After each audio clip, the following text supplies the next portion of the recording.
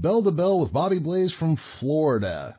Produced by the National Wrestling Podcast Alliance, your seal of quality on this wrestling podcast. Welcome back, everybody. This is Professor Jeremy Vilmur. And joining us now, the namesake of the show, Bobby Blaze.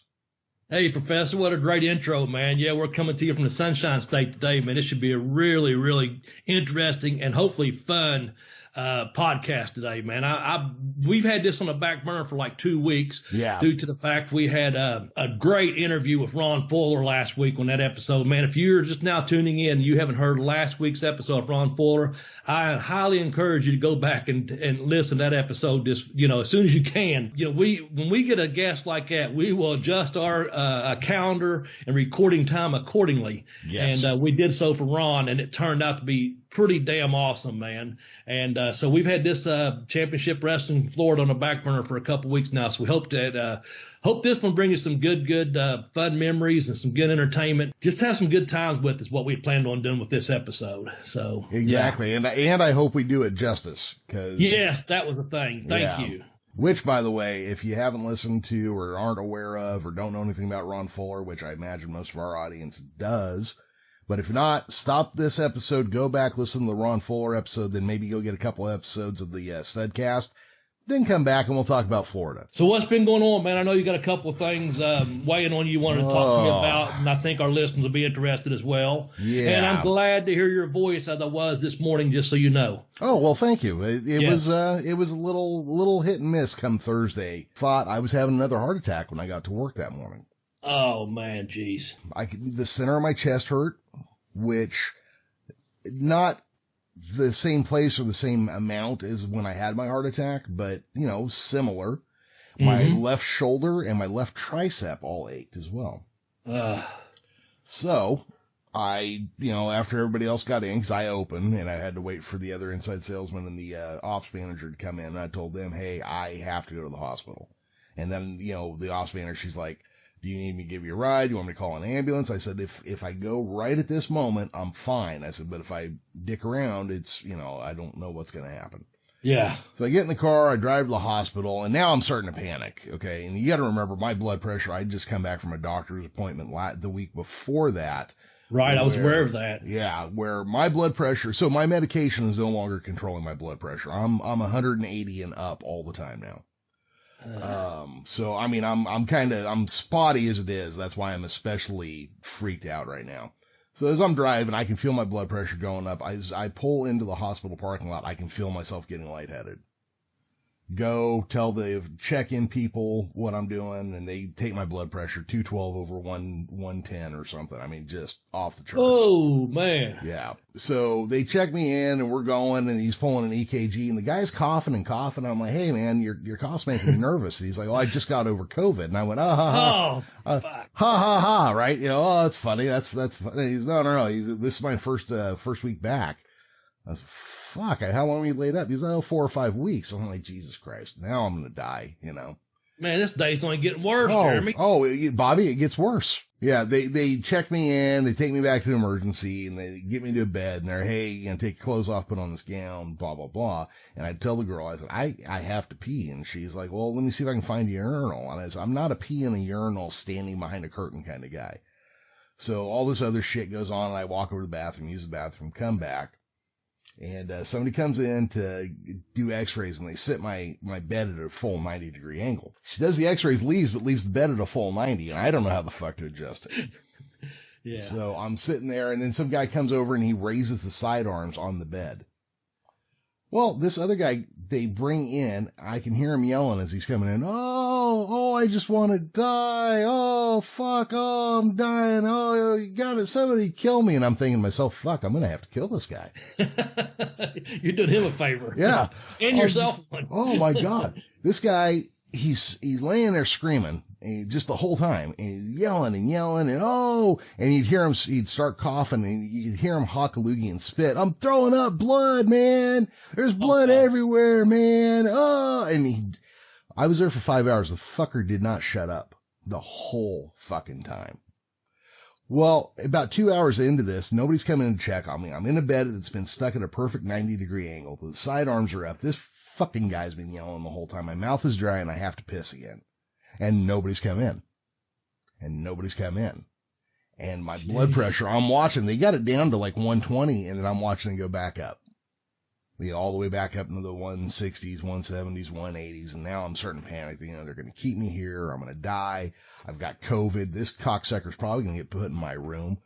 Oh, God. Fucking guy keeps yelling and yelling. Well, I stand up and look out of the curtain because I'm freaking out. And the nurse who was waiting on me or waiting on us comes in, and you could tell she was just fucking done with everybody and kind of gave me the what, you two kind of shit, Yeah. So I told her, I said, look, my mouth is super dry. I'm freaking out over the numbers. This asshole won't shut up, and I have to piss.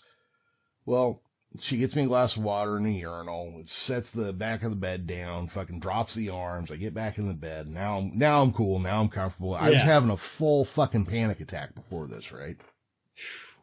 So now I'm calm enough that I start making up a backstory for this cocksucker next to me.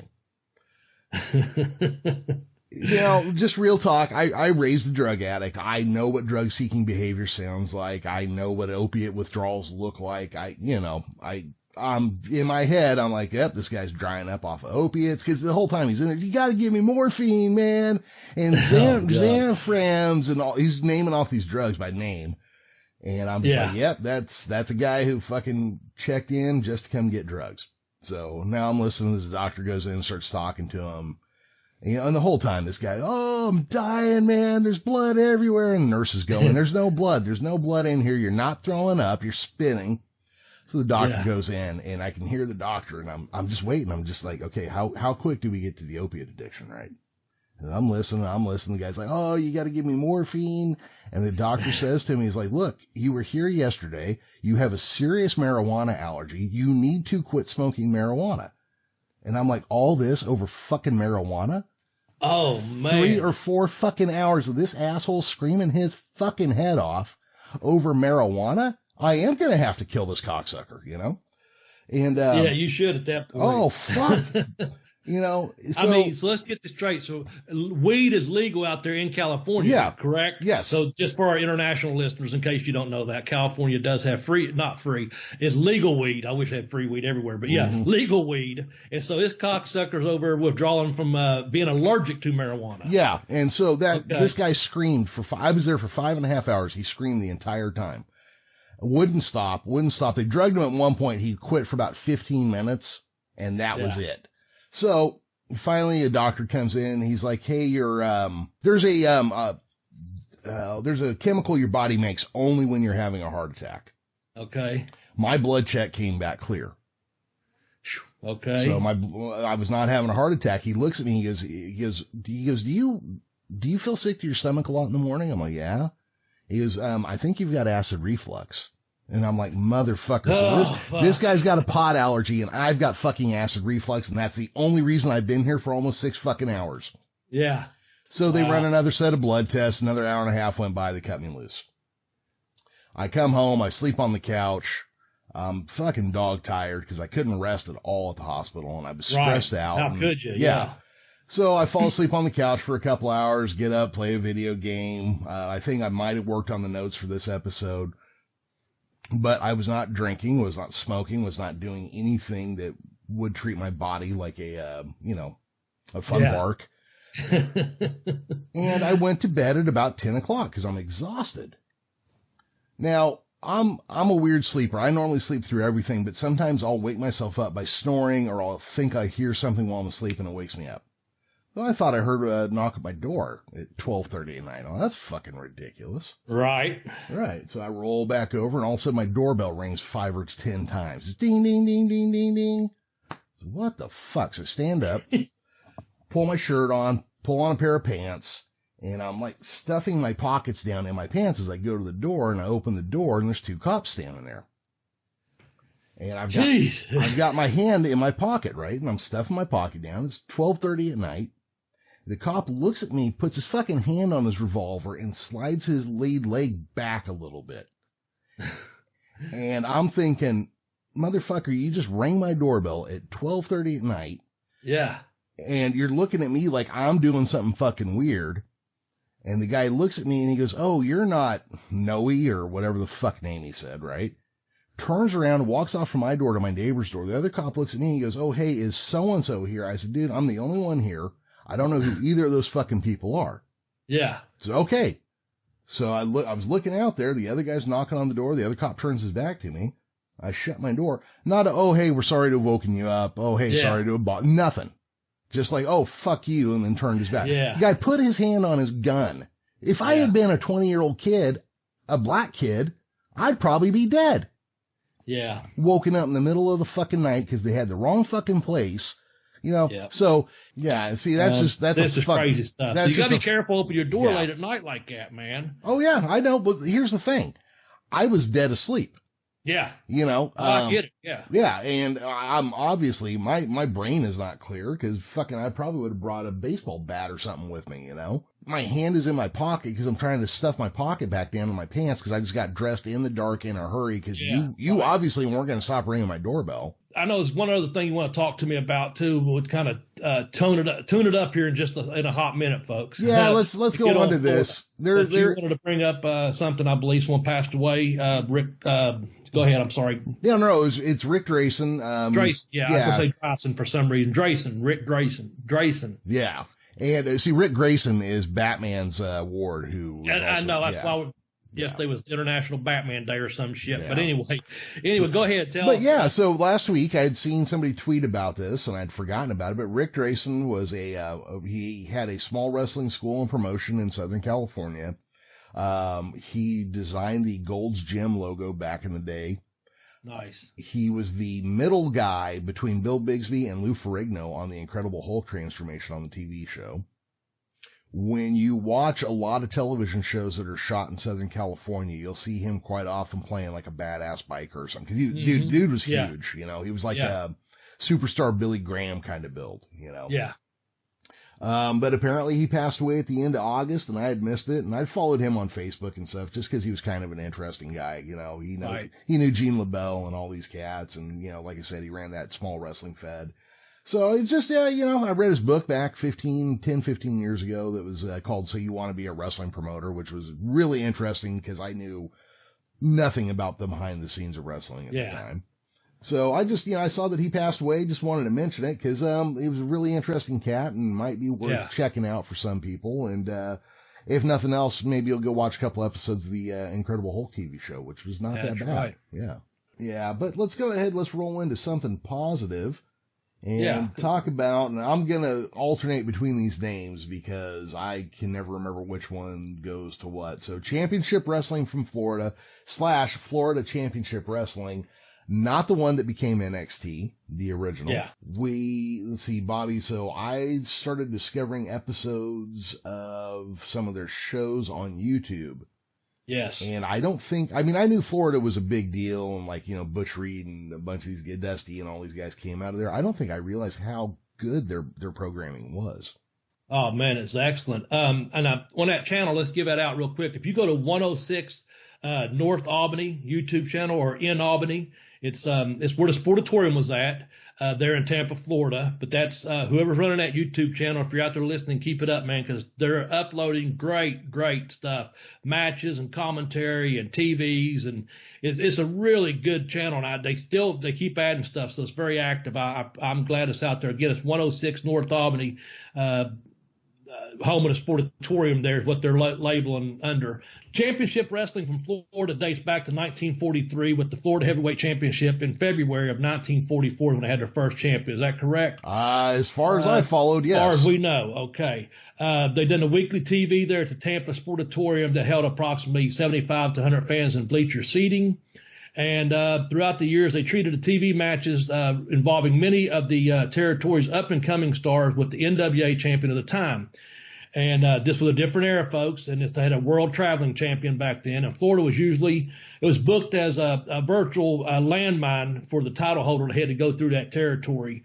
And we're just going to give you a little brief history there. I'll let Jeremy go back and fill in some gaps there for me, what I just now read off our notes, while acting like I'm trying not to read them. But the bottom line was when I got, by the time I got to Florida to train, and we'll talk about that in just a little bit later on, some of the guys that grew up and lived in Florida, man, they were tape traders back then, VHS tapes, and I got to go watch some of these shows, and I'd forgotten, and I was just like, how good, some of the talent was that came through there, and the many stars that came through there. So while in the last 3 or 4 weeks watching some stuff, I think it started on a Sunday night with a battle of the belts. You said you'd sent me something like a Wednesday or Thursday, and I didn't open it till we got off the air on that Sunday, and I watched a 2-hour program. It was like, man, they had some of the greatest wrestlers of all time come through Florida. Everyone. Everyone. And I can't imagine, I know what I saw just growing up in Memphis, how I'll just use the word blessed or whatever you want to call it there, but I got to see all those Memphis growing up, and then ICW and this and that, and eventually NWA. But then people in Florida, they're getting to see this, guys our age is talking, give or take a few years either way. They got to watch this weekly TV program, and also they had weekly matches because it was such people wanted to go there and work to make money, and also because of the travel, and also because of the weather, for the most part. Anyway, fill us in some more, Jeremy or Professor, because this is probably Professor talk now with the history and stuff. We're going to try to have some fun with it too. And we come up about 10 things we're going to talk about here, give or take a couple, but we're going to do a good little list for you folks out there. So go ahead, Professor. Well, I discovered Championship Wrestling for Florida, and obviously I'd heard about it, and I knew the Graham name. Sure. Knew the guys that had come out of there, but when you go and you actually start watching older episodes and seeing the stuff that's going on, and we're going to cover some of these in specific, but how the origin of certain characters starts here and then lasts throughout the rest of these people's careers. I mean, it's pretty incredible to watch. And how many big matches. I mean, Bobby, that one I sent you, I think Nick Bockwinkel had a title defense on the same show as Harley Race having a title defense. Yes. And that, these days, that is just, could you put your mind around an AEW title match at the same place as the WWE title match? Yeah, I see some people doing their fantasy booking on those tweets sometimes, just keep wishful thinking people saying, well, if you had the AWA and you could wrestle in the WWE, who would you match up? It ain't going to happen. Yeah. It's not like back in the day. We've talked about this before, where some shows where they've had, the WWF champion against the AWA champion against the NWA champion on, different shows throughout the country and the world, So, it's different time, folks. So if wishes were horses, beggars would ride. As we was just talking about the NWA coming back, we got to just keep wishing, I guess, and beg a ride. Yep. For these matches. But these matches back then, man, you had everyone on these shows. Oh, yeah. And then just getting into the territorial thing here, and we'll talk about the titles and whatnot as we go. But so you as NWA champion, by the time you hit Florida, you would often have a Southern champion you had to face, a Florida State champion you had to face. Sometimes it might be the NWA Southern Champion. Sometimes it might be the AWA Southern Champion, just depending on what was flowing through at the time and who was holding what. And the talent there is just off the charts. I mean, not even just the in-ring talent, just the guys who would go on to become incredible bookers coming through Florida is just outstanding. Yeah, well, we talked about Eddie Graham and Mike Graham eventually. We know Dusty booked for a while. There was other couple names that come up. I know Dory Funk Jr. booked for a while. I'm sure there's been some other people. And I would imagine that Kevin had some, Kevin Sullivan probably had something, or Gary Hart probably had something to do with some booking with that. I would imagine there's been some other people that help with the booking through the years that were not, obviously naming if it's not a fact, but lots of people. You mentioned those titles, man. With Eddie Graham's booking, one title they had an NWA Brass Knuckles Championship down there. Some say Eddie was the first champion. That's who I would think. But according to Wikipedia, it said Danny McShane was the first one. But the reason I like that title is because my mentor, Professor Malenko, he had 8 reigns as the NWA Brass Knuckles. I knew this. I didn't know exactly 8. I knew it was quite a few, dating back from 1962 when he first arrived in Florida and worked there. But from 68 to 72, he had 8 different title reigns as a Brass Knuckles champion. Jack Briscoe had it for 0 days, so I'm wondering if he won it in the afternoon show and lost it that night, at a night show. I'm not sure how that worked. That was the shortest reign for that. Bobby Duncombe had the longest title reign. Tarzan Tyler had 45 years old, was the oldest, and a young Dusty Rhodes, 25 years old when he had the NWA Brass Knuckles champion. But I saw, as I was reading this, it was just talking about how Eddie, with his booking, everyone admires how well Eddie Graham booked things. He started thinking about different ways for attractions too, that every match meant something. So when you had the NWA Tag Team Championship match, and you had you might have the NWA Southern Heavyweight Champion on there, and then of course on the big show, you'd have the NWA, World Champion on your show. So you could have all these different matches on your wrestling program, man. And I alluded to this earlier up to the top there. And Professor, you may be able to clear us up better than why I may say it, but it's on the TV, and I like this. The way they did it apparently was, if they had a big event, say in Miami or down Tampa, and there was a title change or something took place, they had that canned for when the show came on TV. They would pitch that into the program of their weekly TV show. So they said, oh, by the way, in Tampa this past weekend, Harley raced, and they'll show footage from that. And I thought that was really cool the way they did it with Gordon Soley, who we're going to talk about as well. So anyway, go on, Professor. Lead me somewhere else. Just kind of going through some of those championship prestigious titles that were defended there. Oh, sure. We had that listed at number 9, folks, just so you know. We're kind of jumping around a little bit. Yeah, but, we're a little rusty on our standard format here. But let's talk about this real quick, because it probably should have been in a number, but we didn't do it. But there was a plane crash around Tampa in 1975 that was a pretty monumental incident. It wounded Gary Hart and Austin Idol and Buddy Colt, and it killed Bobby Shane.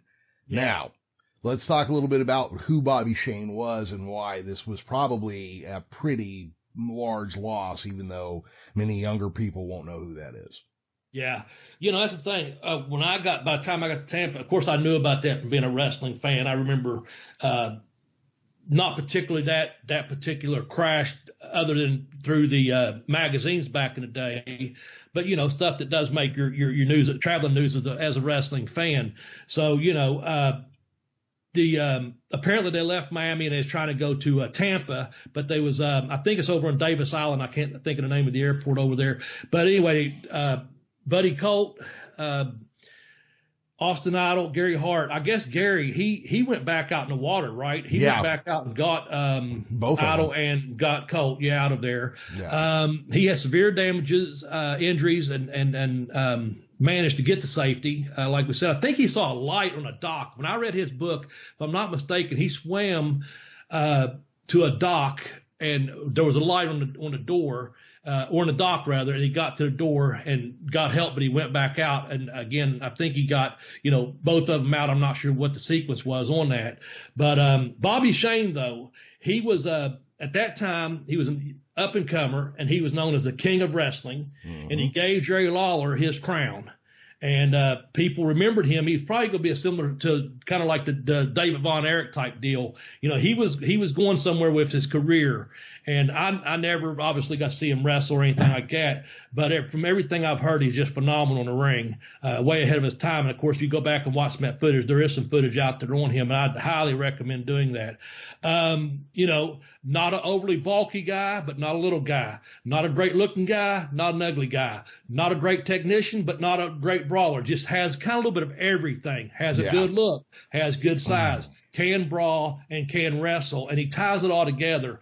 And again, from my understanding too, he's a very good, well-spoken person. He knew how to speak and get over and talk people into the buildings, So, oh yeah, and if you go and you look at some of his accomplishments in his very short life, like he was 29 when he died.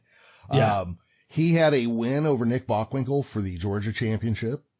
He feuded with Jerry Briscoe for singles and tag team titles. I mean, the guy just, he was in the right place at the right time, as far as like his talent went and his ability to like draw eyeballs apparently, because everybody who knows him, and obviously I just know by reputation and going back and reading things, but everybody who saw him, when you hear these older guys talk about it, still, they're just like, this was a Ric Flair. This was a guy who was, this guy was coming up.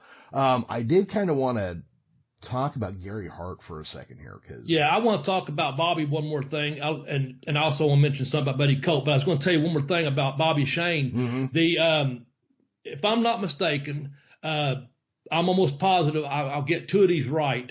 Brad Armstrong told me about him. He saw him as a young boy when he was in the Georgia area, if I'm not mistaken. It was either Brad or Scott one told me that, but someone that's a little bit older. I mean, we're about the same age. Brad and Scott and I were all around, give or take a year or so.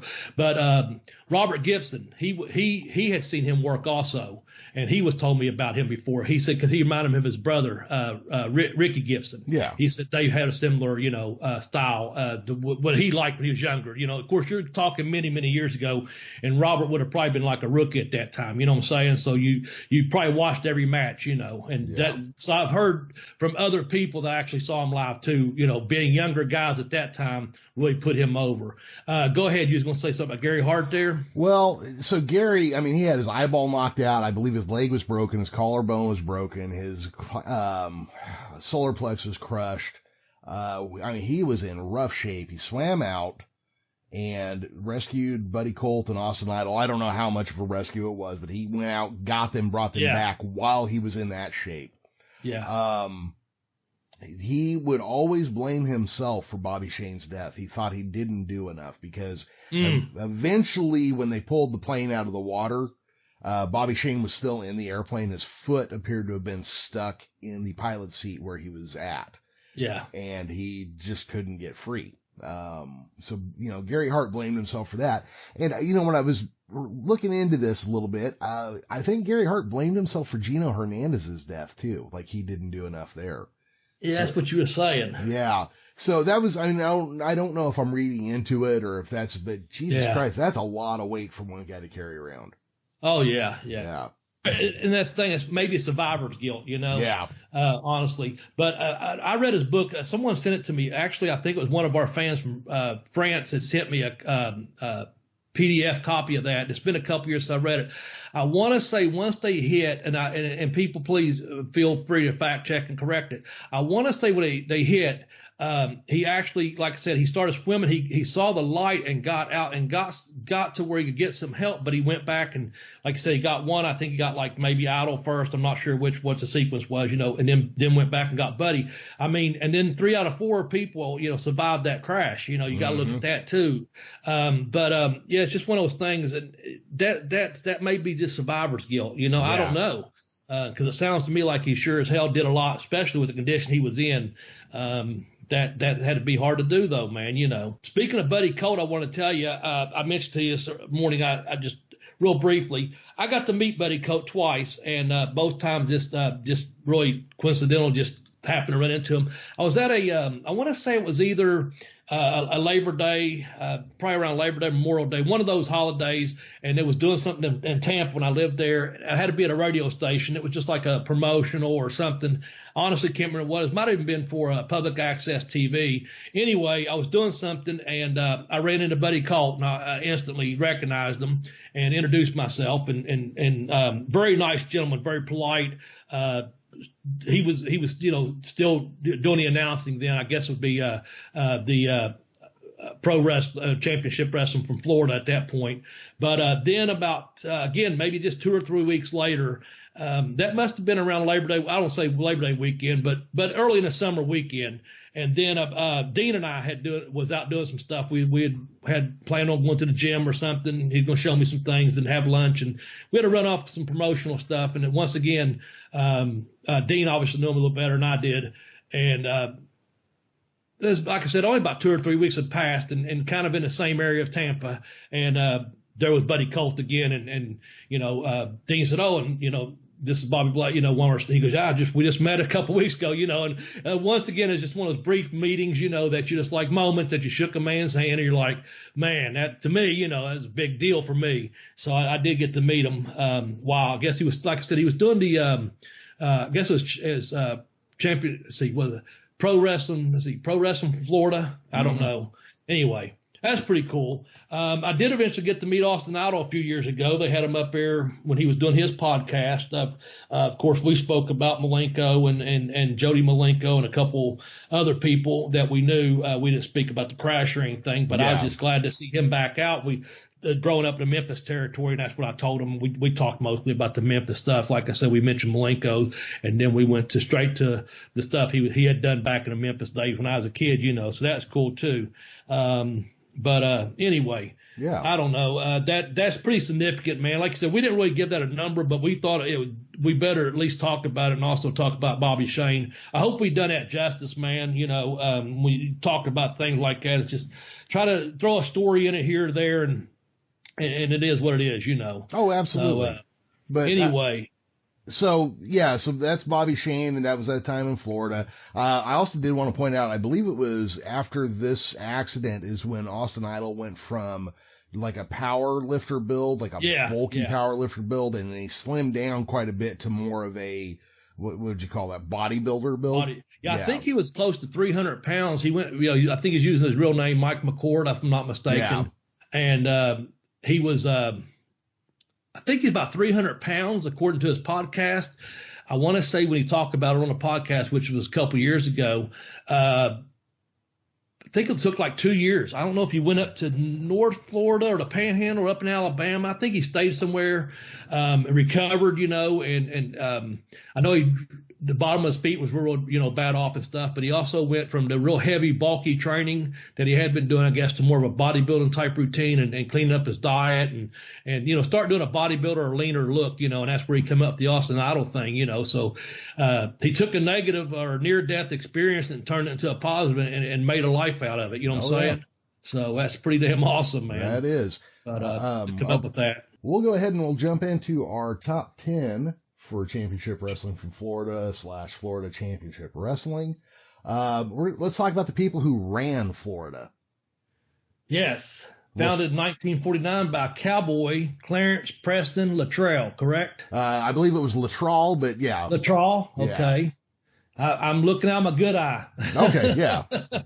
My eye, believe it or not, just got cloudy, my left one. I've had the best day, by the way, for a long time with it, and it's just now getting cloudy. So it usually is clearing up about this time, but I'm usually not on a computer this time of day. Also, Eddie Graham, of course, bought it in 1961 and took completely over in 1971. Go from there, Professor. Oh, okay. Well, and you gave me this. Apparently, Eddie Graham ran a boys' ranch. Yes, I think so. Which is something I didn't know anything about, and I'm hoping that's not nearly as nefarious as it sounds. I think it's just a summer camp, I guess. I don't know, boys, girls camp type thing. I don't know. I didn't know if he was planting them in the ground or something. I just, yeah. Saddling them up or something. I don't know. Whatever. I know Joe Malenko told a story about he went there, as a kid. I don't remember all the details though. It was just something funny though. And it's like, they'd do this thing before lunch. And I'm just saying this could have happened. Just saying, take it off of, you go to the 605 podcast and listen to the Jody Simon or Joe Malenko interview. It'll be well worth your time.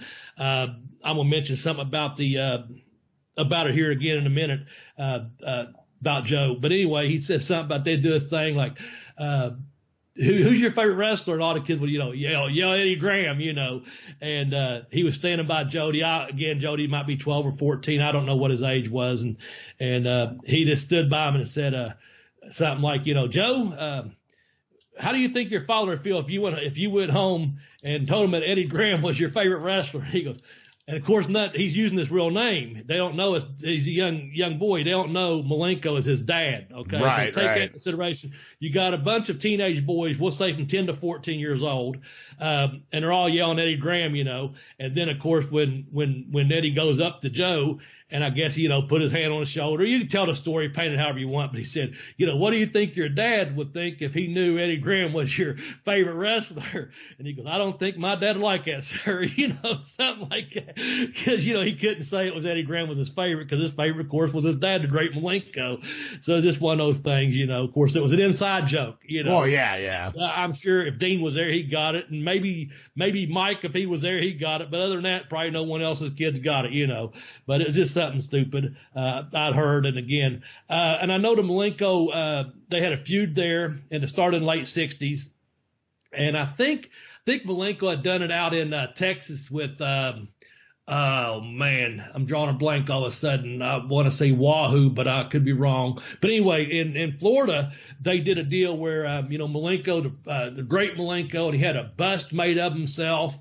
He'd be out there and he'd give those great interviews. I wish there was more footage of Malenko on YouTube, but there's not. But also, the story I'd heard was they built it up, and say it was 2,000 people there on a Tuesday. They built it up to the next Tuesday. They had so much heat. There was like 4,000 people. And from there, they just kept selling out every week.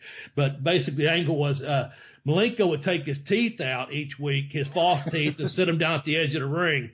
And I can't remember who he done it with in Texas. Damn it, I know that story too, but I'm drawing a blank. I swear I want to say it's Wahoo, but it probably wasn't. But anyway, with Eddie Graham, so Malenko would come out and give his interview, and he'd be spot on about this Mr. Television announcer and this Mr. TV announcer man, and blah, blah, blah. And so he would set his teeth down and he'd wrestle. Well, when it come time to wrestle, and he had a bust of himself made, he's great and he's a professor and he, all this, likeness, and they busted the bust of himself, but he took his teeth out, and before the match, and of course, Malenko had already planned on getting new teeth the following week anyway, or whatever the deal was. He had, work it into the angle, and he goes over and crushes them, and just draws instant, just getting over, they did the teeth angle and he crushed his false teeth. And like I said, I think Malenko come back with the bust and they bust the bust, and all those things. But that's just some of those stories I'd heard when I was down there at Florida. We know a couple other people helped run it there. Go ahead, Jeremy, take over. I'm talking so much I have to get a drink of water. Oh, no. It's you know more about this. I see you putting something up there, but go ahead. Oh, I was going to just kind of talk about the direction that Florida went. And going into that, I'm going to give out this phone number real quick because this is going to come up a time or two as we discuss Florida. The suicide prevention hotline is 1-800-273-8255. I don't ever want to make it sound like we're making light of suicide or glancing over it. So we are going to talk about it a little bit throughout this episode because it does turn out to be the Graham family disease, it looks like. Yeah. It's unfortunate. So in the 80s, Eddie Graham committed suicide, when Hiro Matsuda and Duke Kiyomuka took over after that. This would have left Mike Graham, Skip Gossett, Dusty Rhodes, and Buddy Colt as, owners at that time as well. Yeah.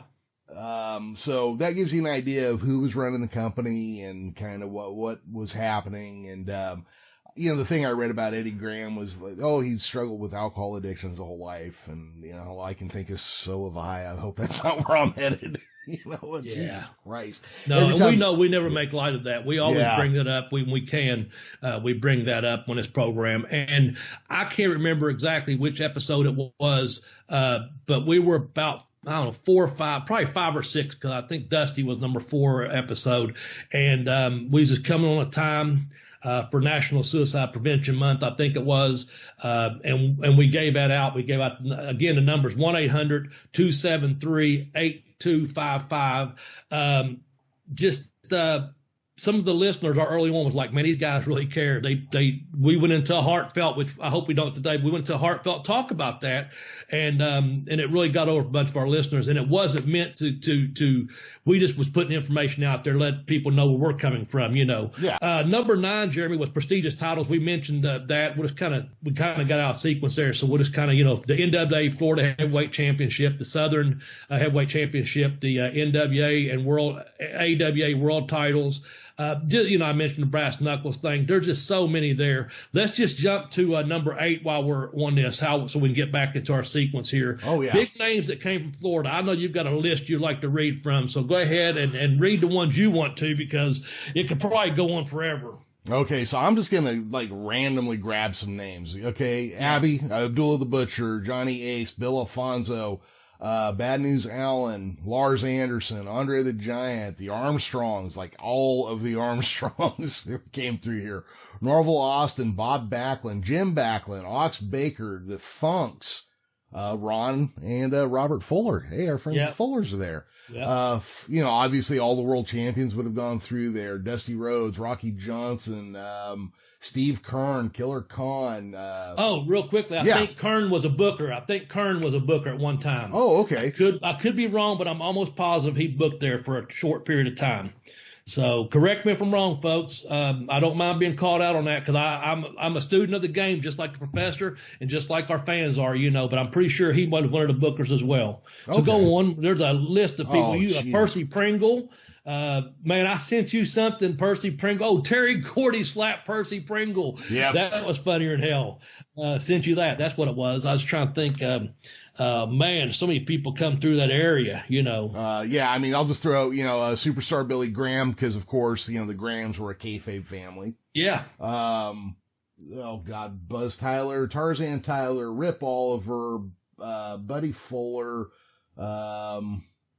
Baron Von Raschke, David Von Erich wrestled down there. Matter of fact, I believe the Von Erichs were actually heels in Florida. Yeah, I think so. There's some footage of that, if I'm not mistaken. There's one, might be two. I think there's a David match on there, but I know there's at least one match where I think Kerry and Kevin are in a tag, and I think they're heels on the same program. Yeah. Check that out, though. I'm pretty sure there is. Oh, Butch Reed was huge in Florida. Oh, yeah. Also, Ron Simmons, yep. Florida State, Hiro Matsuda trained him. He started off there. Him and Luger trained together at one point, Geez, how many people other come through there? Man. Jake Roberts, Billy Robinson, Bob Roop was a fixture in that area. Yeah. But, Bob Roop, every territory you read about, eventually you come across his name at some 4 or 5 year span where it's like, and Bob Roop was the fucking stretcher here, Yeah, there you go. He mentioned that, or Ron mentioned that last week on last week's episode about the snake pit down there and the guys that come in and out of there. We'll talk about that a little bit more when we talk about training in a minute. But seemed like Bob Roop's always there somewhere. Yeah. We're just waiting for our friend William to show up. We'll have to give him a shout out real quick. I was going to say, because I made fun of this a couple weeks back when I saw it, and I think it was just me and you talking. I don't think it was in an episode, but there was a character called the White Ninja that was wrestling in Florida. And I was like, what a fucking lazy blah, blah, blah. It was Keiji Muto. Yeah. By the way, just as a quick aside, if you get on YouTube and you go search for Great Muta versus Jushin Thunder Liger, there is an amazing match where Muta is whipping the shit out of Liger and finally rips his costume and his mask off. And underneath it, Liger has his face painted, and he starts using the Asian mist and all that shit, just like Muto.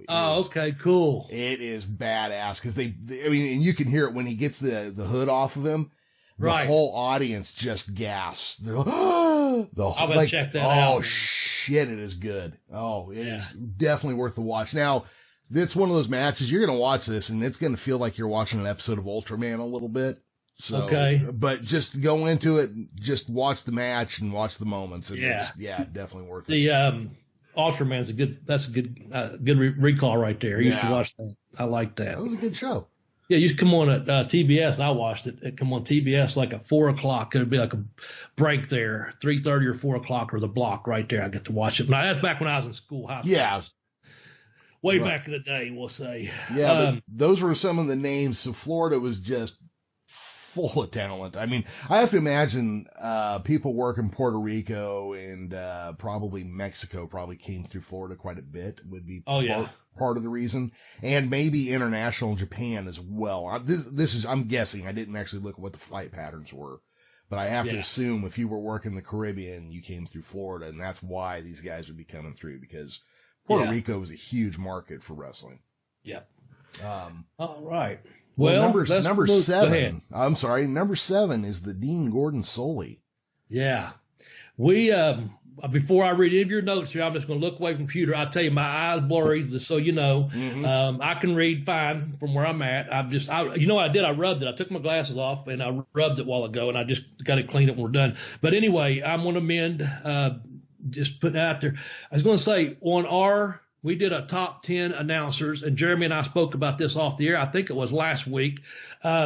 our top 10 announcers, of course, we put Gordon Soley at number 2, who easily could have been at number 1, but we had Lance Russell at number 1, and our audience could have went either way. We didn't get feedback or flack, rather. We got feedback. We didn't get a lot of flack about, well, you can't put, Lance over Gordon or whatever. The bottom line was this. That was a decision we made then. We could go back and do a poll this time, and we may have said this on the air. I don't know, Jeremy, honestly.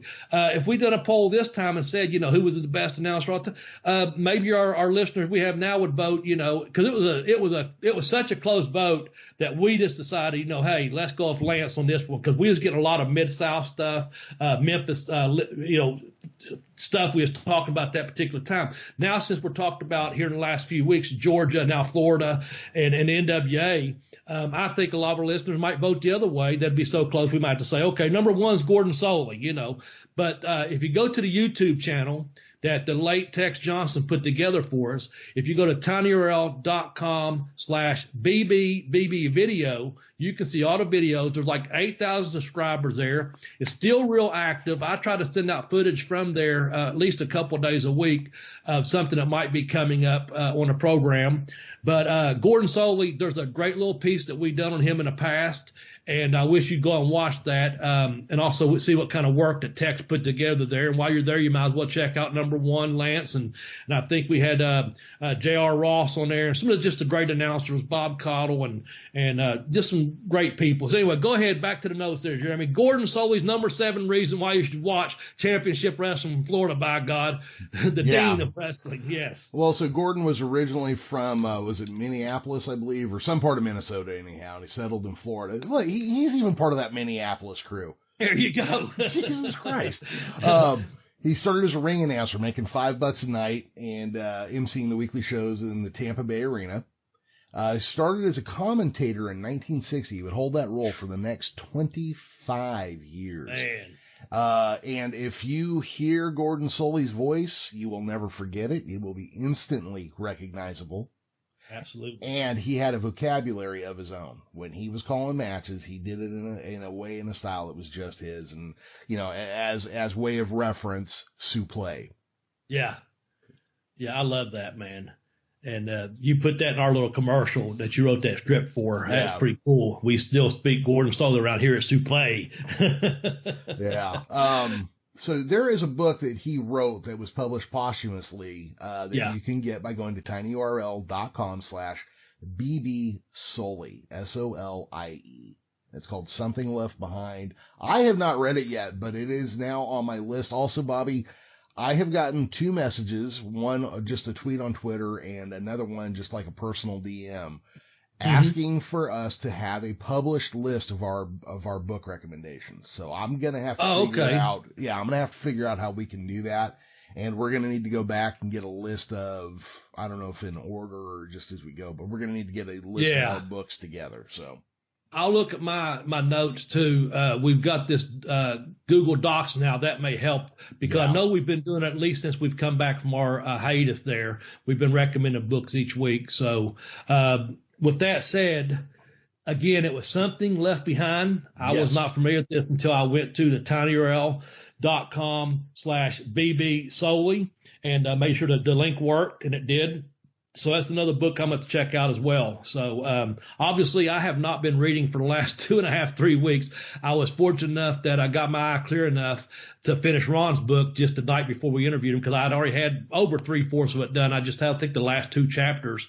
I gave it 5 stars. Just go ahead and throw it. His book was Brutus. Just get that at tnstud.com while we're just talking about Ron's book, Brutus, about the man-eating lion. Just give him a plug because, again, I appreciate him being on the show last week. But that's number 7, Gordon Soley, man. Again, one of these things, this is just the list we put together. We with this Google Docs, it's really helped us cut down a lot of like, let's not put this at number 1, let's put this at number 3. It's just like here's the way we're putting them down this week, guys.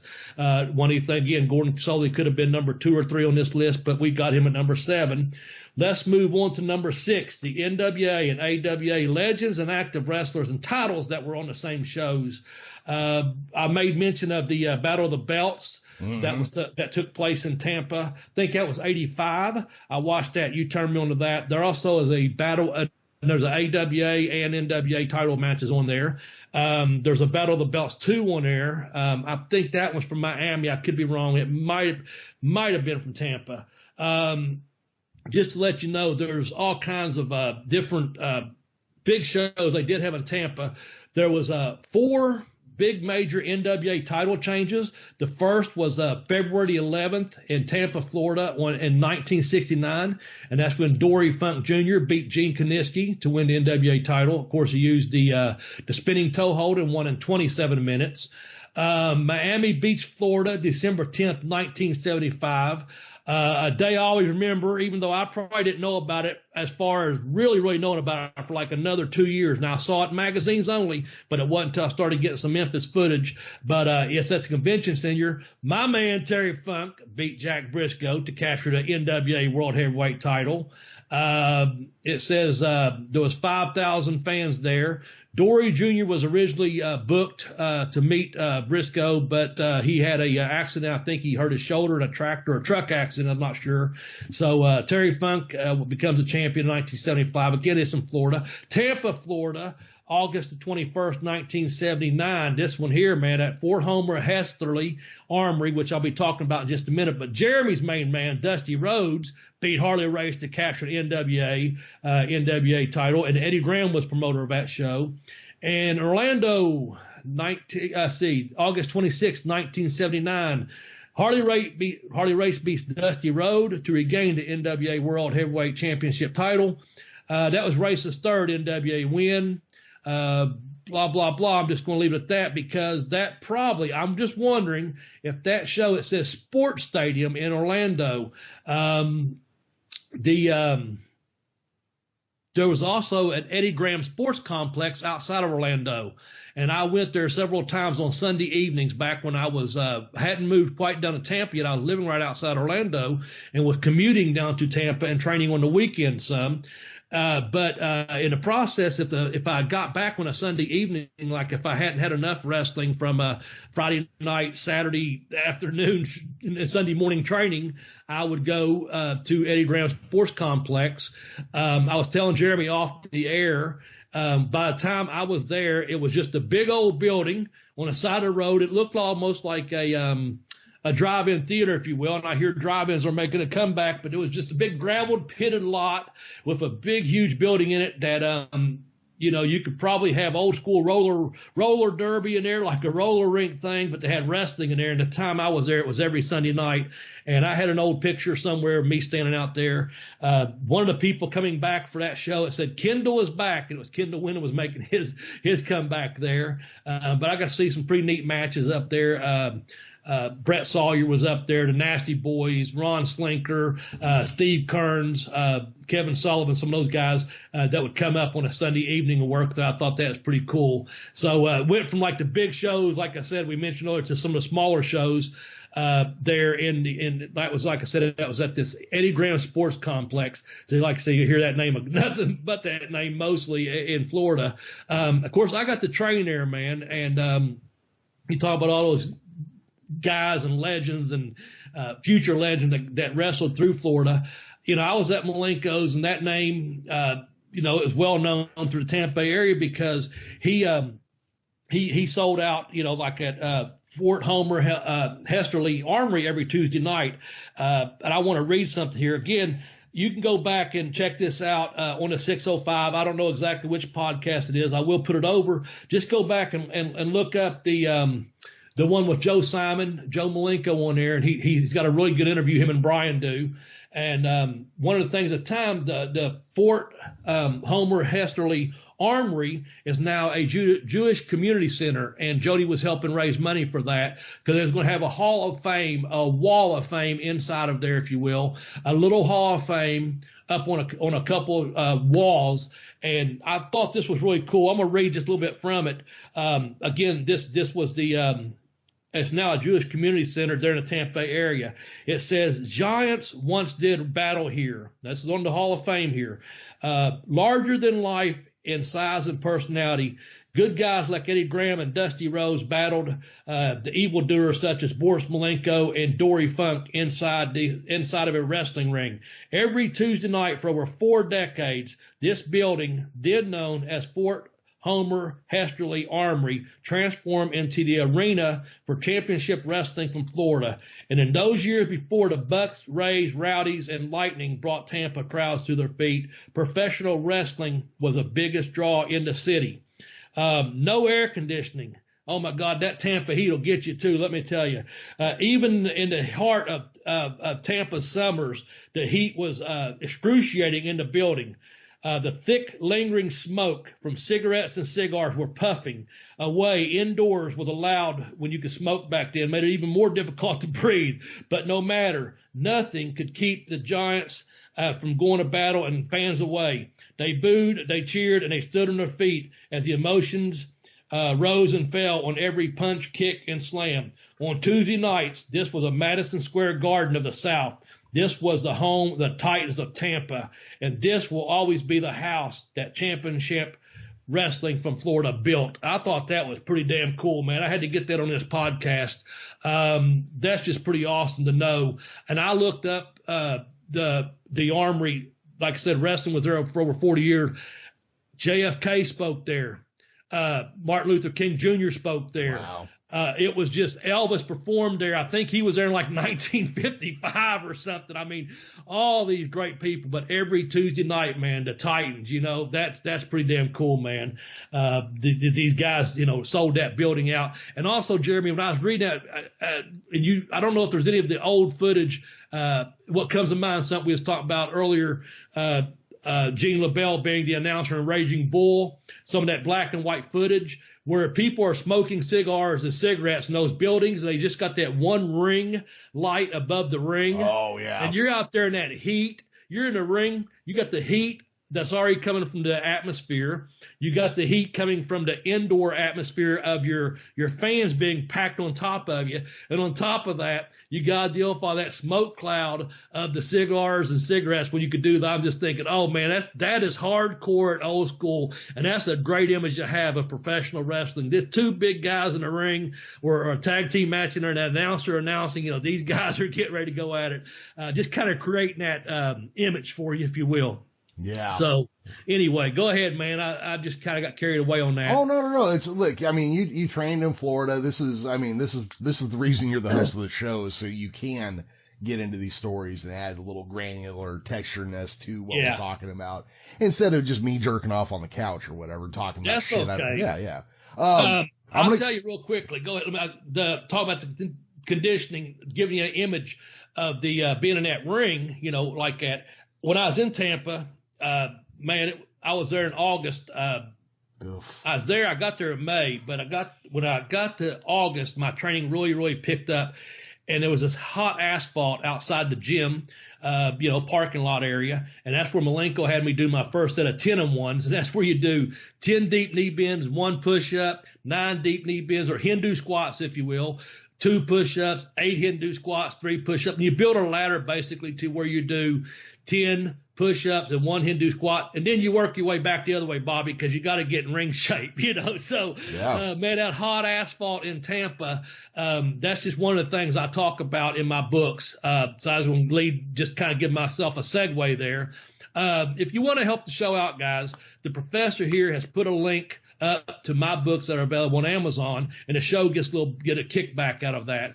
I'd be honored if you bought my book. If you've read it, I'd be honored if you left me a review, as Jeremy and I both would be if you left a review wherever you're listening to this podcast at. Leave us a 4 or 5-star review and let us know what you think of the program. Now, my books, the first one's called Pin Me, Pay Me, Have Boostable Travel. I was fortunate enough to travel all over the world due to my wrestling talents, and that was just a lot of hard work, talent, and blessed, to be honest with you. A lot of it started with Malenko helped me get on the right path to get my career started. But that book is available at tinyurl.com www.facebook.com/blazebook1. And it just talks about me going to England and Australia and Japan. I got to go to Japan like 5 times. South Africa, man, you talk about some heat. Oh, my God, that heat, just draw your breath. I stepped off that plane after about 33 hours. I had a little layover in London, but I left Tampa to Miami to London, London to Johannesburg. I got off that plane in Johannesburg, and I was, man, I couldn't breathe. But anyway, I had to go out there and work 5 hours later, and yeah, it's pretty tough, man. But that's what I was in a business for, you know. But my second book is called I Kicked Out on 2, The Education of a Wrestler, and you can get that at tinyurl.com/blazebook2. Again, the show gets a little bit of kickback if you use that link to go. When I say a little bit, it is just a little bit, but it does help our program. I like to say I get a smile on my face, and a little bit of money goes into the account that we can help and maybe do some better advertising or you know, better investment in whatever else to make our program better. But we appreciate you listening, and we appreciate you help sponsoring the shows, and I appreciate the professor letting my books be part of the sponsor for this show. Go, Jeremy, because I'm talked out. I need another drink. Got to wipe my eye again. Okay. I figured we just ripped your cord and you were going to keep running for the rest of the time. But I know, man. Yeah. Well, you know what we're going to do then? We're going to move on to gears. Yeah, we're going to move on to number 5. The number 5 reason to check out Championship Wrestling from Florida, the Midnight Rider. Yes. Okay, now I do want to throw a thank you to Kayfabe Memories on this, because as I was doing some research on this, they had the most thorough section on Championship Wrestling for Florida that I could find. So Kayfabe Memories, likewise. Yeah, kayfabememories.com/regions/CWF /CWF3.htm is specifically a page I use quite heavily, but all in all, it's a great site. If you want to check out some wrestling history where the research is done already, that is a hell of a site to go to. So thank you to Kayfabe Memories. I appreciate you guys existing out there. Let me interrupt you, Jeremy. They have several different, that's just not one person doing that too. There's several contributing authors and writers on that page. If you go to that, kayfabememories.com/regions/CWF. I'm telling you, there was so many talented writers. The way they write this, I took some of the Gordon Soley information off of there. Someone we're going to speak about next, I took some off of there. So yeah, just we're giving them a plug, man. Check it out.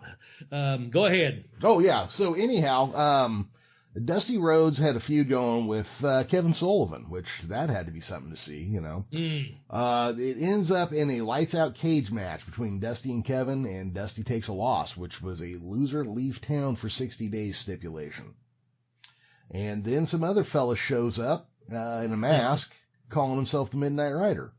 For some reason, Kevin Sullivan and J.J. Dillon are sure the Midnight Rider's Dusty Rhodes. I don't see it. You know. But strangely enough, years later in Jim Crockett Promotions, Dusty Rhodes would be driven out of the territory, and his good friend, the Midnight Rider, was there again to fill in for him.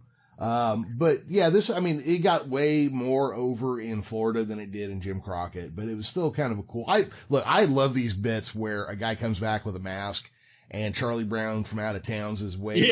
Just like, oh yeah, you know, that's obviously not who you think it is, you know, that's, you know, that's man, there's a bunch of them. There's Stagger Lee, and then of course we mentioned the Bullet showing up, you know, several places, but where Bob Armstrong was wrestling at. And unlike with Bullet, you know, you kind of they gave it away. You know, it was the Bullet was Bob Armstrong. The thing of Dusty though, they tried to keep that really on the kayfabe. Yeah. The Midnight Rider was not Dusty Rhodes, you know. And now, like you said in your notes here, man, you disagree that you know, it was Dusty in a disguise. I like that, man. I like that kayfabe, you know. That's cool. I just love those bits where, you know, like, cause especially in a simpler time where there was still actual kayfabe, I could see people like getting so into it that no, that's not him. That's right, man. Yeah. That is not him, because see, he's been thrown out of the area, so it can't be him. Yeah. And look, they just mailed this guy's check to his house. They don't know his real name. Yeah.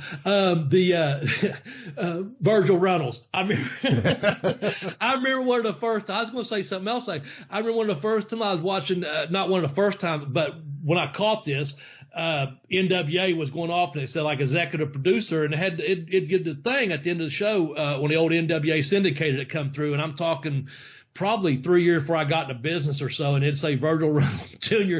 And finally someone, it's much smarter than myself into the wrestling business, an older man or someone at the gym said, that's Dusty Rhodes, right? Like, no, I'd wait for it to go off to see if he is executive director every week. What I was going to say though, they mailed his check to his house. That's one of those things, if you recall, Tex put together for us a little package there that had the Midnight Rider on it. Remember that? Yes, it's on the YouTube channel. It's got the masked Midnight Rider riding up on that horse, and there's some pretty good footage. And I'm drawing a blank. I said Allman Brothers, but it was actually Willie Nelson, I think. Is that correct? Well, the version that Dusty used was the Willie Nelson, which is they're both pretty good, but I think I kind of prefer the Willie Nelson one. Yeah, so that's what it was. While we were talking, and again, Tex done this on the video of it. I said Allman Brothers, whatever, and Tex put it on the bottom. It's actually Willie, but he's put together a really cool package where Jeremy and myself, if you'd like to hear more about the Midnight Rider, go to that tinyurl.com BB video on YouTube and check that out, man. It's pretty cool how you put that together with that music and stuff. And just one of those things, I don't know, hell, just missing Dusty and missing Tex and just talking, man, luckily Willie's still with us. Yep. But, hey, Jeremy, why don't you tell us a little bit about anchor.com, would you? Sure thing. And that is my totally not rehearsed or scripted ahead of time bit about anchor.com. Fuck, you got a great voice, man. Well, you ought to do something with that, like a podcast. I should. Somebody said that the other day. I was on the phone with like an inside salesman someplace, and he was a guy, you could tell just by the tone and everything, he's probably a black guy from like the South, just kind of going off his accent and like the depth of his voice and the timbre. And are you saying that Southerns have an accent? A little bit. Okay. But I said to the guy, I was like, God damn, you have a great speech. Because I get jealous over certain voices that I hear sometimes, Mm-hmm. So, I was like, God damn, you got a great voice. He's like, you got a pretty good one too. He's like, maybe we should start a podcast. I was like, yeah, I've done that already. Thanks. Oh man, appreciate that advice. Yeah. Well, let's stick with the program here. Number 4, man. I'm gonna let you talk about this one again. Tell us again, number 4. Number 4, yeah. And I kind of went with this one just because it held with the theme. But right. Dusty breaks out and goes solo as a babyface. Yes. I don't know if everybody realizes this. I have to think they do at this point. There was a time when Dusty was basically a heel tag team wrestler. Yep. And there was one night where he was tagging with a fella named Pak Song, who was one of those tall, like gigantic, almost Asian-looking fellas.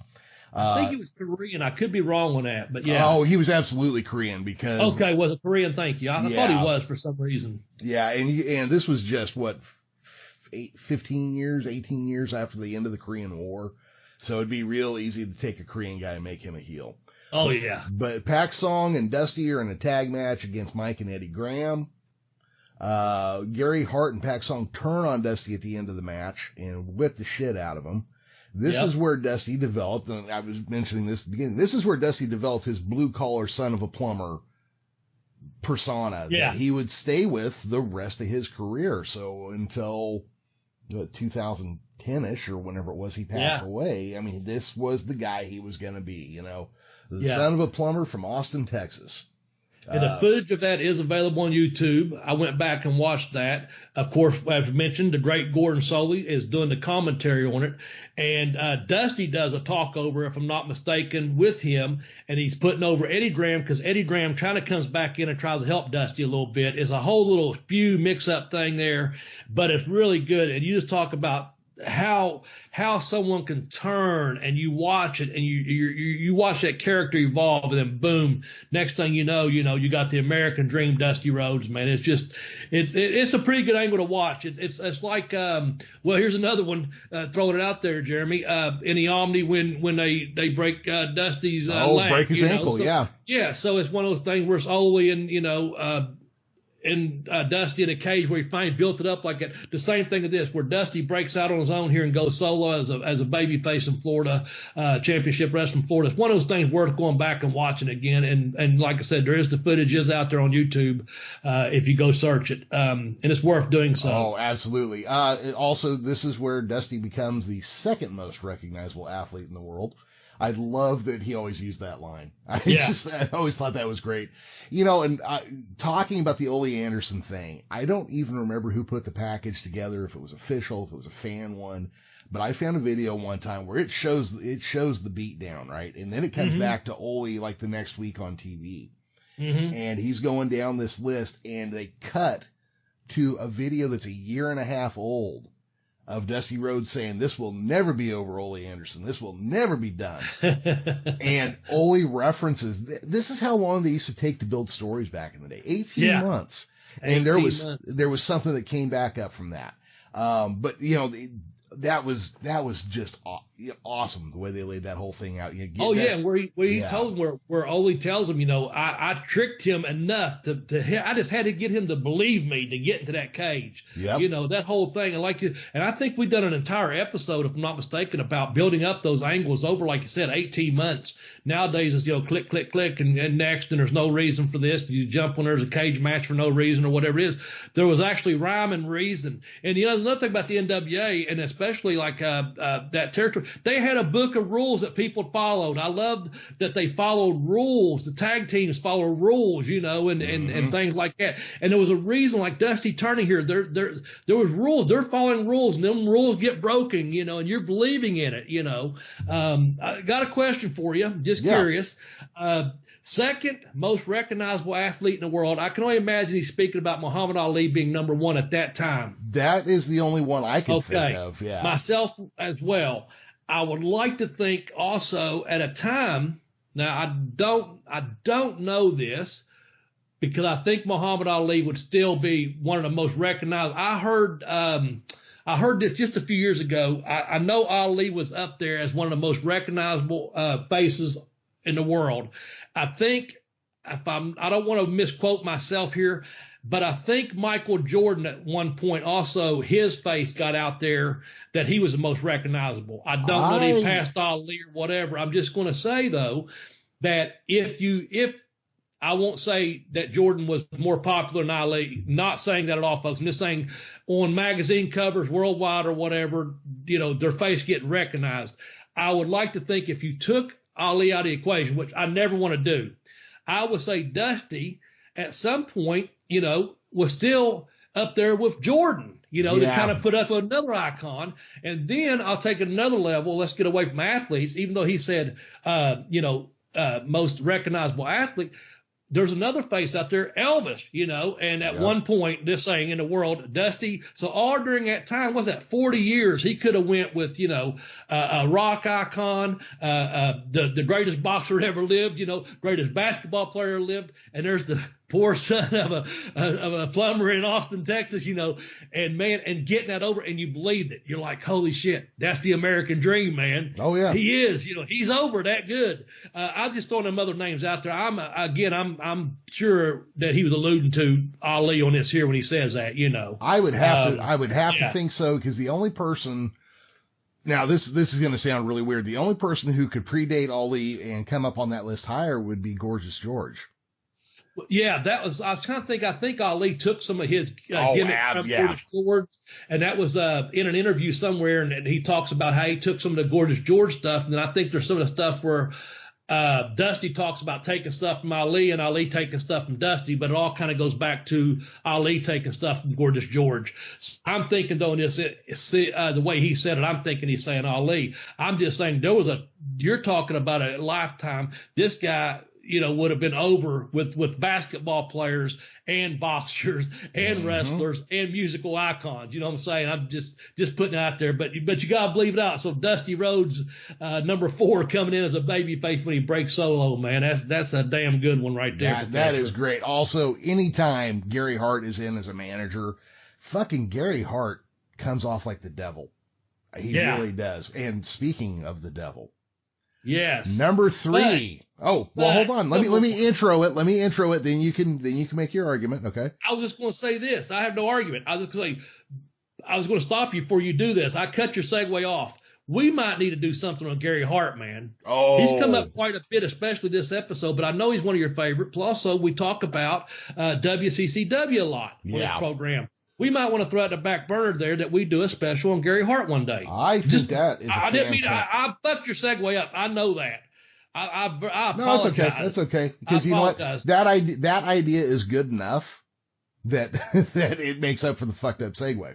Sorry. Yeah. Go ahead. Hey, did you know the guy that bought the Segway company fell to his death riding a Segway? No. Yeah, it's a totally legit story. You can go Google it sometime. Speaking of bad Segways. Number 3 goes to Kevin Sullivan going dark. Okay, man. Wow. Okay, so Kevin Sullivan's original gimmick was just like the Boston Brawler. He was just like a little tough dude from Boston. I didn't know he was from Boston. It's not like he has an accent or anything. Yeah, he's an outstanding swimmer, by the way. I knew that. He was a swimmer. I think, you know what? He was actually built like a heavy swimmer. Honestly, if you look at how he was built when he was young, because dude was shredded up for his time. Oh, yeah. Yeah. But so I don't know all the steps involved, but Kevin Sullivan's Prince of Darkness gimmick starts in Florida. Yes. And you used the word devil, and you thought I was going to say something else. I did. I know, but my mind was on the Gary Hart thing, like I said, and I fucked it up. But so Kevin Sullivan apparently never used the word Satan or the devil. I think After did so in a magazine, maybe used the word Satan or Satanism or the word devil. But Sullivan just, was the Prince of Darkness, Yep. Him and Maniac Mark Lewin and the Purple Haze would come over him, and they spoke. Just the way he did his whole carry gimmick with his robe, the face paint, the nails, I think they went around to the different gyms and stayed in character wherever they went at, when they did those interviews and promos. I guess there's more promos off the beach. There's one where Kevin Sullivan's emerging from the ocean, as there is with one with Mark Lewin emerging from the ocean. It's just kind of eerie and scary, man, that put that fear into you. Oh, yeah. Fear of darkness. And you can see that there's like a certain element of probably more orientalized, like the white man's version of Southeast Asian or Tibetan mysticism is really what they were shooting for. But, the Prince of Darkness is the devil. I mean, that's just, there's no way around that. That's one of the terms that's used. Also, it was Ozzy Osbourne. Oh shit. I get them confused sometimes, Bob. Okay. Yeah. But also let's face it, in the American South, in the Bible Belt of this country, if it's not Protestant Christianity, it's Satanism. And I'm talking that's Catholicism, Islam, Judaism, everything. If it's not my specific brand of Southern Baptisty or whatever Protestant branch of the church you're talking about, if it's not that, you worship the devil. So no matter what he did in this territory with that character, he was going to get painted with the devil worshiper brush. Yeah, that's what it was. And, and as many people know in this program, we have such deep respect for Kevin Sullivan and the mind and for this business, the wrestling business, man. He's just, that's what, he's booked so many different places that I don't have exact year. We kind of put him on that list. He probably booked some in Florida, or at least booked a lot of his own stuff, the different people he worked with, Blackjack Mulligan, Mulligan, and also Dusty, as we just talked about too. But yeah, Sullivan just got that over. But I think it's more like you said, that mysticism, Tibetan monk type thing, and mumbling and maybe some acid or something, that open your mind and expand your mind kind of thing. But it was like you said, you created that, like you said, that you're already the Prince of Darkness. All kidding aside, with that gimmick.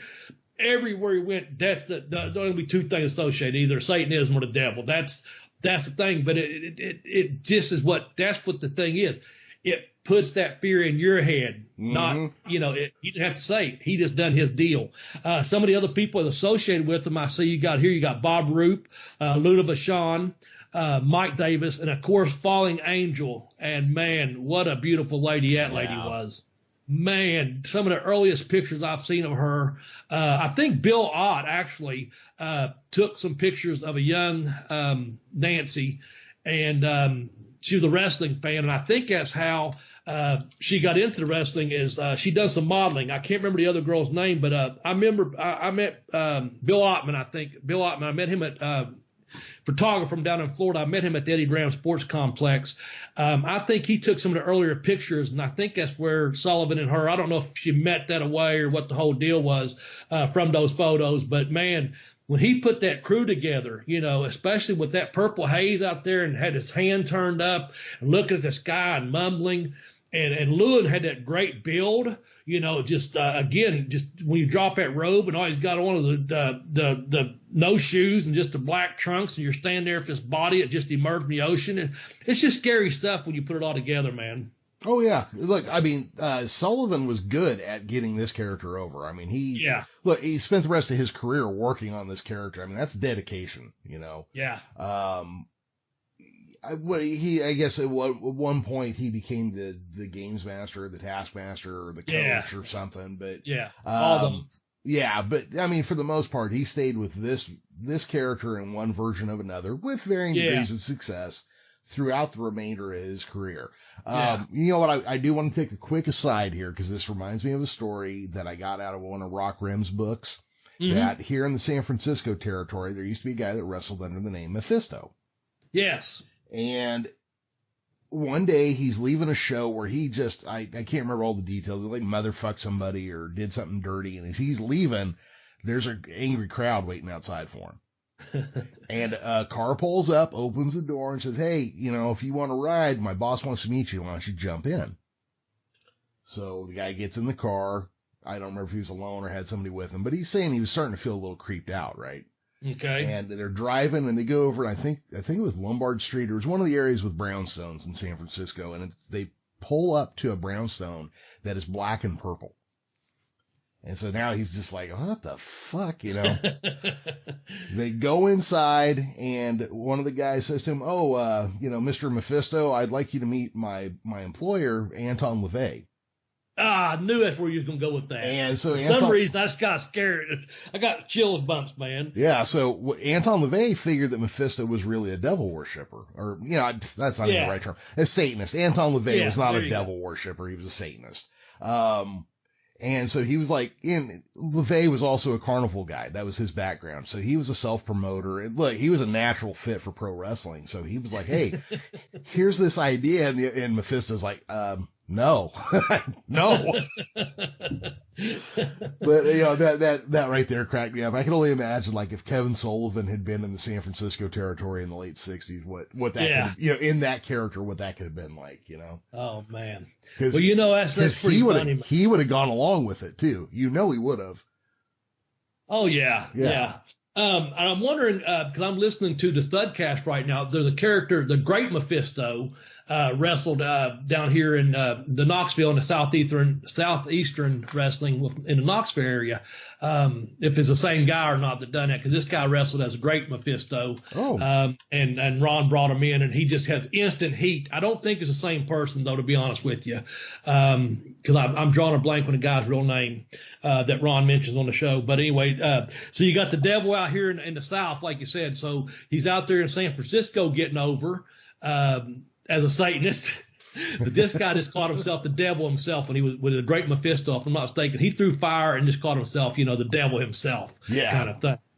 Which, again, that's not what Kevin, that was the illusion of it. But somewhere, I would imagine, and I don't know if he's ever been asked this in an interview, has he been approached by someone from the church or Satanism or what? I'm sure he has. I'm sure he has a loyal following somewhere of people that, go back as far as we're talking when he had Fallen Angel with him and Luna Vachon and Roop and just, I'm sure people really, hell, Florida, anything could happen in Florida. Oh, yeah. I mean, you got Florida, man. I mean, geez, I saw a lady the other day, she was driving one of those things through Walmart. No, she was in a Target. It actually wasn't a Walmart. It was a Target in Florida.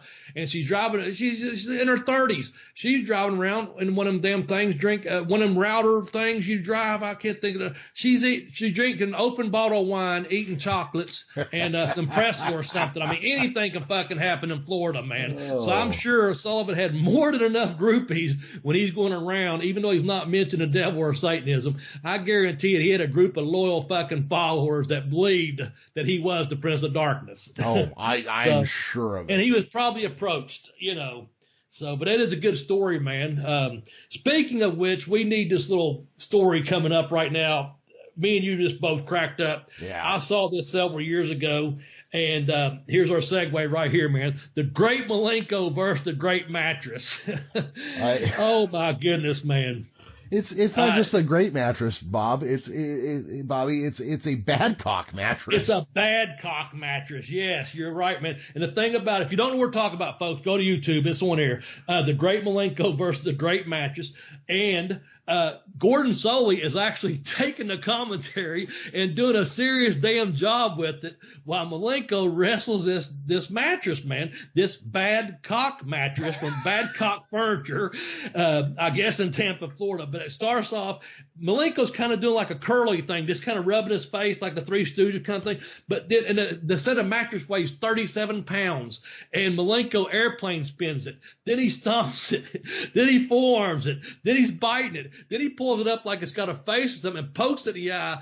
Gordon's like, the mattress never had a chance to get out of the corner. And Malenko's poking it. Well, finally he gets behind it in some kind of a camel clutch, man. And he's rearing back on this mattress. Oh, my gosh. I imagine the springs are about ready to pop, man. But Malenko, I know he was in great conditioning. All the conditioning he done. He had this great body, great wind, great cardio. Man, he stands up from that camel clutch, and he's exhausted himself, man. I don't know. You asked me, was it a sleeper hold? I don't know what it was. But he stands up and takes a bump on a mattress because he's exhausted. And, of course, once you get on this mattress, it's so fucking comfortable. Right there in the ring, Malenko is on his back. 1, 2, 3, and a mattress goes over. And I guarantee it, Malenko still kept his heat. I guarantee it, Gordon Stoley still kept his heat. His voice was over. So no one come up to him like, Gordon, why'd you do that commercial? I guarantee they come up to him and say, Gordon, man, I loved you on that commercial. The same thing with Malenko. I know he caught on the community, the Cuban community. They hated him so much when he was first, doing his heel gimmick. But when he turned babyface, it wasn't as big as a Dusty turn. But when Malenko turned babyface, all the Cuban people, and I knew Frankie Reyes, shout out Frankie, and some of the other guys down there, Louis Estrella, and some of the guys that I knew, they were young fans at the time when Malenko turned, that they loved it. They just loved Malenko. They opened with open arms, or took him in with open arms. I'm sure some of those Cuban guys down there at the restaurants or wrestling matches or at the gym that Malenko was at or whatever, I'm sure they didn't go up to him and try to bury him about getting beat by a mattress. I'm sure they went up to him going, hey, Professor Malenko, saw you on that commercial, man, or whatever it was. I guarantee it, that commercial got over, man.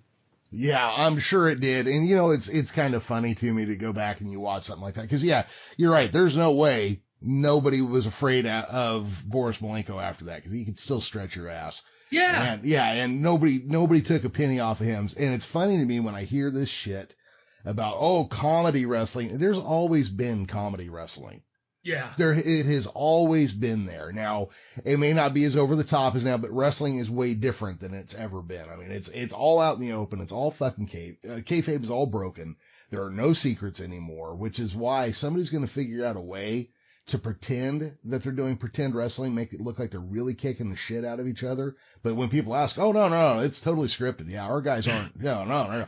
And then that's going to double whammy the kayfabe, and some guys will be believable. I'm thinking that's what's going to happen. But yeah, I mean, Boris Malenko can pull a comedy bit, anybody can, Yeah. Now, that being said, I remember watching that. I was like 2 beers in when I was watching that. And I'm like, what the fuck am I even looking at? Oh man, I found it a while back. I don't know when it was, and I pull it up a couple of times a year. And I just thought I don't know if you had seen this or not, but I thought, let's just throw this in here, man. It's something fun, kind of break up the show a little bit from the seriousness of it, even though we always try to have fun with the show. Oh yeah. And also, like I said, man, when I say Gordon having heat, I don't mean like bad heat. I just mean like good heat that, people believed in him, that Gordon Soley, like I said, people probably didn't go up and make fun of or laugh at. They took it serious. Like, fuck, that's Gordon Soley selling me a mattress. You know what I'm saying? That's the Professor Malenko. If it knocked out Malenko and he slept that comfortable, I mean, there's comedy, but it's also, I think it's that serious that this Badcock Furniture thought, hey, for whatever reason, let's put these two guys together and make a commercial. And it turned out pretty damn good, man. Mm-hmm. And like I said, I doubt either one of them lost their head of steam over at commercial. They probably put a dime in their pocket making it, or at least I hope they did. Yeah, I'm sure they did. Now, see, if I was back, now I'm not an advertising copy guy, and I'm about to demonstrate why. If I was this mattress company, my commercials would say things like, "Is your wife having trouble sleeping? Why not give her a Badcock? Badcock mattresses." Oh man, I have no segue for that except for let's move on to number 1, Jeremy. All right. So Professor, take us to number 1, and we'll shoot out of here in just a little bit, man, because I know we went on and on to this episode, probably a little bit longer than what we normally do, but we wanted to have fun with this, and we really wanted to do it right. That was the thing, as Jeremy said at the top of the show. We wanted to do it justice, and I hope we've done so. Lead us on, Professor. All right. So there is one name that is synonymous with wrestling in Florida, and that name is Eddie Graham and his son Mike Graham and the Graham family, which we're going to see how everything fits together here in a moment. Eddie Graham was born Eddie Gossett. He started wrestling in 1947 in the state of Texas at the age of 17. You notice all these wrestlers, they started before they were even legally able to do, like a fast food job. You ever notice that? Yeah. Mm-hmm. He was trained by Cowboy Latrell. He was billed as the brother of Buddy Rogers initially, and he wrestled under the name Rip Rogers. Yeah. That's interesting. That is. That's always like when you find out there was a Dutch Mantel wrestling in like 1914, Yeah.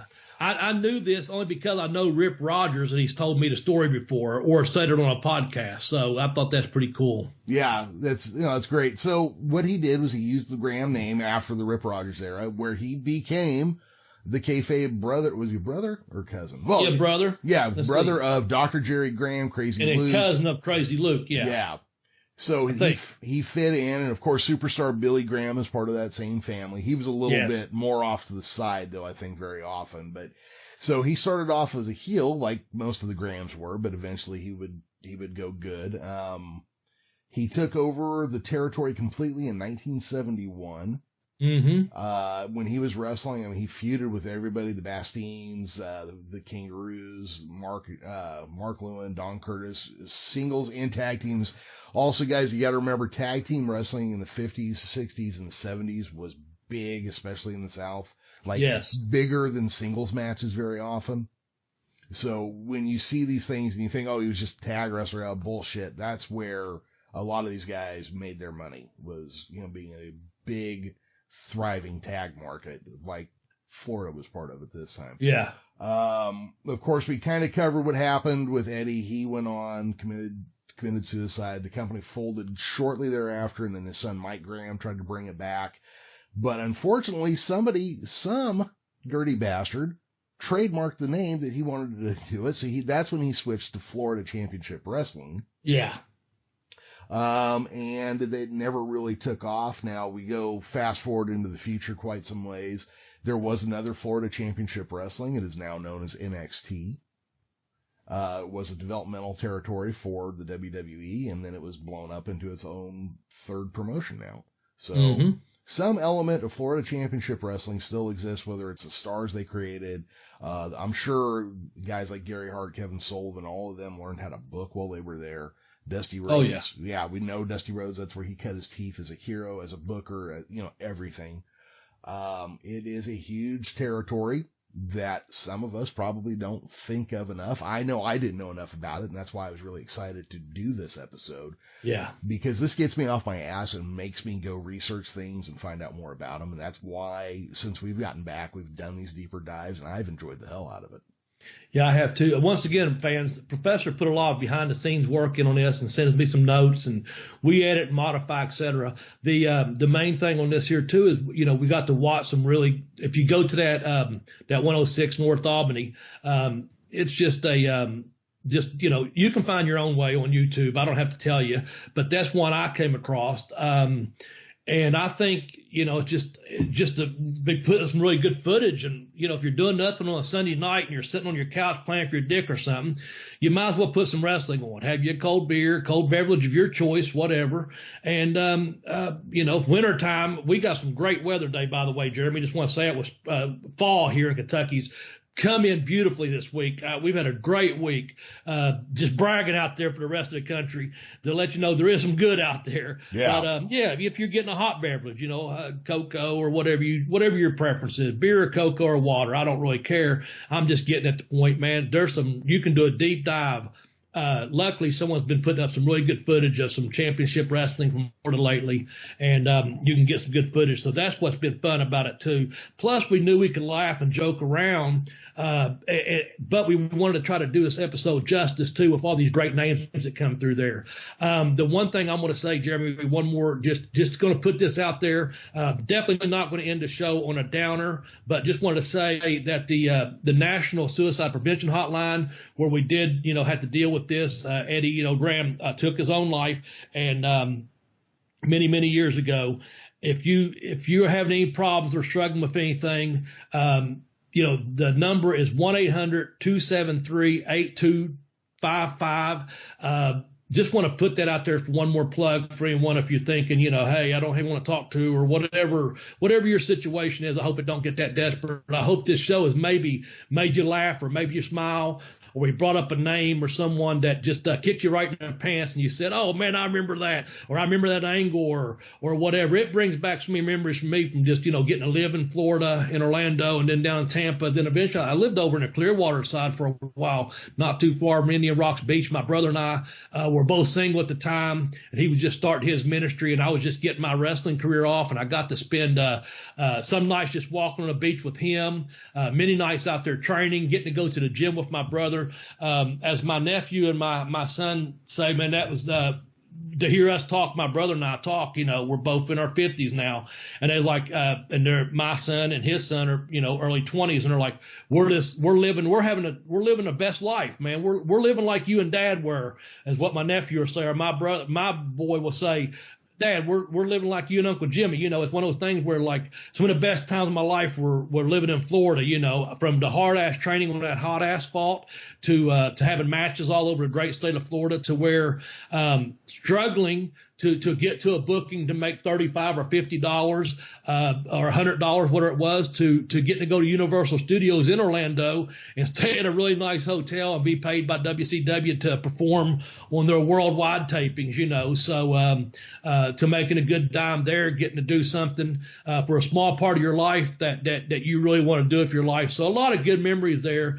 The only thing about Florida to me is, and I'll shut up here and we'll get Jeremy finish us up and we're going to sign off. But it's too damn hot in some places that I lived at down there for me. I just feel like, do I want to go south as I'm older now? And is that too far south? And another thing, though, it might be more scary than this, or more scary than the heat, Jeremy, is that damn Florida, man. I mean, like I mentioned, a girl on a scooter through a Target.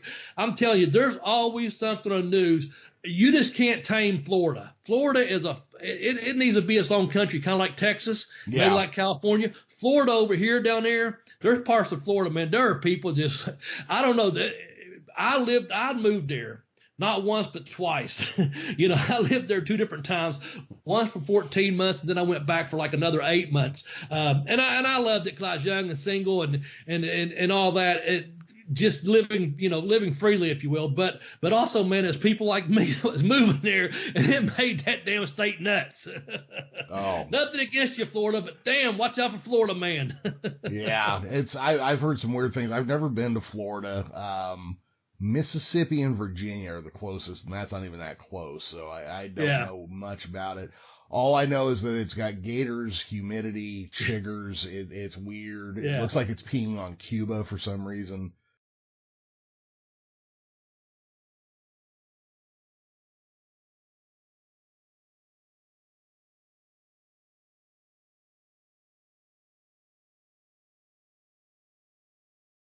Hey, man, down there in Tampa Town, they got the Outlaws, man. Gator country. They got green grass and they got high ties, and it sure looks good to me, Jeremy. I'm telling you, that's Florida, man, baby. It's crazy down there. With that, for Tex Johnson, Bobby Blaze, and myself, Professor Jeremy Vilmur, so long from the Sunshine State.